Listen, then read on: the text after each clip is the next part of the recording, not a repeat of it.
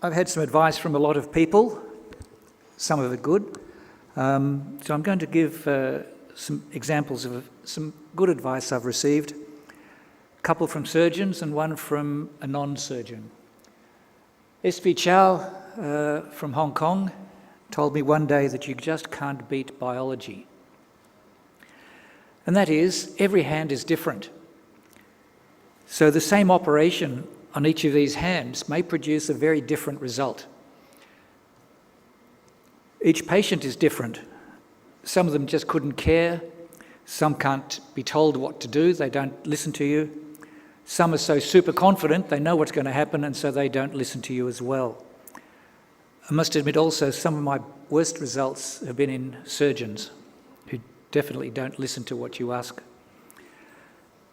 And CRPS and pain syndromes are also unpredictable, and compensation factors also influence a patient's outcomes. So all of these factors are going to have an impact on the patient's outcome, on your surgical results, no matter what surgery you do. And so it's a matter of trying to find the patient who perhaps may not do very well. So if we can't beat biology, then we need to try and work with it. So treat patients individually. And that is for some patients who have a thick scarred hand, who are not going to listen to you for post-op management, maybe consider a less invasive procedure. Consider referral to hand therapist before the surgery to assess their possible compliance or lack thereof. Certainly avoiding immobilization as far as possible if it's a concern of CRPS, and early pain management syndrome interventions. And the other thing, of course, is that maybe the patient is not going to be a good patient and maybe they don't need surgery. So first lesson is that you can't beat biology.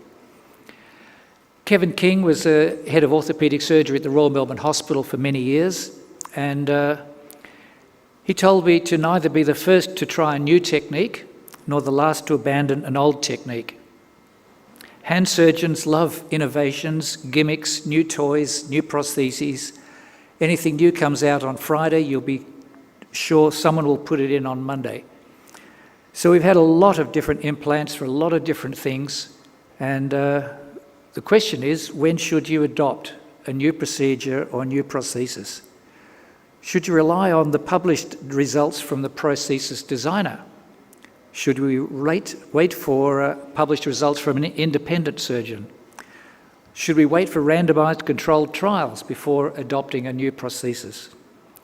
Patients want a good result that is durable, but a 5-year, 10-year, 15-year follow-up's really valid? What complication rate, what failure rate is acceptable for the patient? So we have 3 types of surgeons: the early adopter, who's going to grab this and do the operations the next day. We've got the Luddite, who say, I've done it this way for 30 years, I don't need to change. And the considered surgeon, who knows their own results and the patient outcomes, who critically reviews publications and newer products and changes if there is a demonstrated benefit, and they also attend courses. So we don't experiment on patients. So if you're doing something new, you really have to be careful, you have to inform the patient and present them with some realistic expectations. So I've certainly adopted that, working with Louis Schecker with his Schecker prosthesis. Came out in 2007. It was 10 years before I did mine, so I wanted to wait for a bit of time. My third advice was to never order an investigation, especially an X-ray, that you can't interpret yourself. MRI scans will always find something wrong, and just because it's there doesn't actually mean that it's relevant.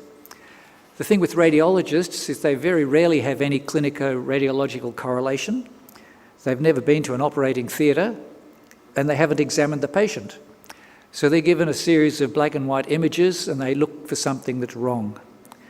So I think all investigations should be aimed at answering a question, not searching for answers. A radiologist's report of the Mona Lisa might be something like, this demonstrates an anterior view of a nice lady in a seated position, but so do all the other photographs. This patient came in recently, had pain on the radial side of his wrist, had a fall about 6 months earlier. The radiologist looked at the x-rays and said a clear lucency through the distal scaphoid compatible with a non-displaced scaphoid, non-displaced fracture, although this cannot be seen on every reconstruction. Bones and joints elsewhere appear normal. What they failed to appreciate is the malunited Bennett's fracture at the base of his thumb. Again, the radiologist didn't really look. They were swayed by the GP who said query scaphoid fracture. And this is my non-surgeon's advice from Clint Eastwood. A man's got to know his own limitations. We all have complications, but should someone putting in those millions of KYs really be trying to do something to that distal radius fracture? Should the person on the right have actually picked a better prosthesis? Were they really trained enough to do that? So along with all these new prostheses, you really have to question, have I seen this before or just heard about it? Should I attend a training course first? Should I assist more experienced surgeons first? Do I feel appropriately confident or should I refer? Again, we don't experiment on patients. I'll do better next time is of no comfort to that patient.